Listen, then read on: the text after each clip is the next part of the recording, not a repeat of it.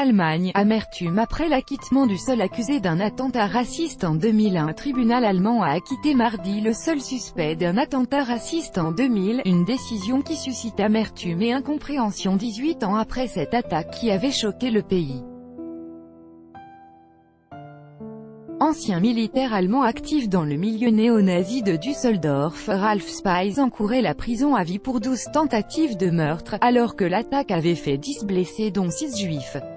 Mais finalement, le juge René Dress a estimé que les preuves n'étaient pas suffisantes pour démontrer avec certitude la culpabilité de l'accusé. 18 ans après l'attaque contre des étudiants juifs à Düsseldorf-Veran, les responsables n'ont toujours pas rendu de compte. C'est non seulement douloureux mais aussi très décevant, a réagi, dans le journal régional Rheinische Post, le chef de la communauté juive d'Allemagne, Joseph Schuster. Le parquet a immédiatement indiqué ce pourvoi en cassation. « Je ne partage pas les doutes de la Cour », a dit le procureur Ralf Ehrenbrück. L'acquittement de l'accusé de 52 ans se dessinait depuis le mois de mai, lorsqu'il avait été remis en liberté par la Cour, qui considérait que les éléments à charge étaient insuffisants. Faire sauter les basanés, le suspect, qui porte des tatouages nazis, a toujours nié avoir posé puis déclenché à distance une bombe le 27 juillet 2000 dans la gare de train de banlieue de Veran à Düsseldorf. L'attaque avait fait 10 blessés parmi un groupe de 12 personnes originaires de pays d'ex-URSS sortant d'une école de langue. Une femme ukrainienne enceinte de 5 mois avait perdu son bébé. L'attaque avait ébranlé l'Allemagne et déclenché, 55 ans après la chute du Troisième Reich, un vif débat sur la violence d'extrême droite à laquelle le pays est régulièrement confronté. Entendu peu après l'attentat, le suspect avait été relâché, faute de preuves. L'enquête s'était ensuite enlisée pendant de longues années, malgré près de 1000 interrogatoires.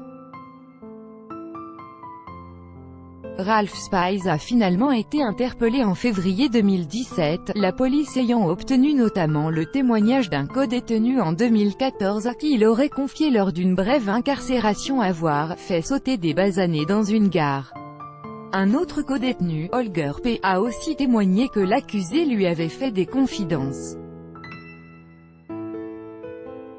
Ralf Spies lui aurait dit que la mort dans l'attentat du bébé à naître était une euthanasie réussie, mais la valeur de ces témoignages a été balayée par le juge, et la Cour ne les a pas crus. Leurs témoignages se contredisaient, a indiqué le tribunal. Erreur judiciaire. Face à l'imminence d'un acquittement, les parties civiles avaient déjà estimé la semaine dernière qu'il s'agissait de « la pire erreur judiciaire de l'histoire judiciaire de Düsseldorf », selon l'avocat Jouri Rognier. Le procureur Ehrenbrück s'était, lui, démené pour obtenir la condamnation de celui qui tenait à l'époque des faits un magasin de surplus militaire voisin de l'école de langue où étudiaient les victimes. Il avait requis la prison à vie. Ralf Spies se sentait investi d'une mission, celle de garder son quartier propre, a plaidé le procureur. Avec cet acquittement, l'affaire s'achève donc sur un épilogue humiliant pour les enquêteurs qui avaient célébré l'arrestation en 2017 de Spies. À l'époque, sa mise en cause était vue comme une victoire contre les milieux racistes, en pleine période de résurgence des attaques contre les étrangers à la suite de la crise migratoire qui a vu arriver en Allemagne plus d'1 million de demandeurs d'asile. Autre motif de satisfaction alors, l'interpellation tranchée avec les défaillances policières dans une autre affaire retentissante, une dizaine de meurtres racistes dans les années 2000.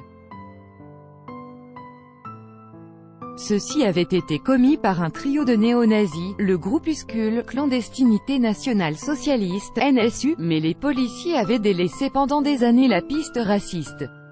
Ce n'est qu'après la mort de 2 des tueurs que la police découvrira qu'elle avait affaire à un groupe terroriste d'extrême droite.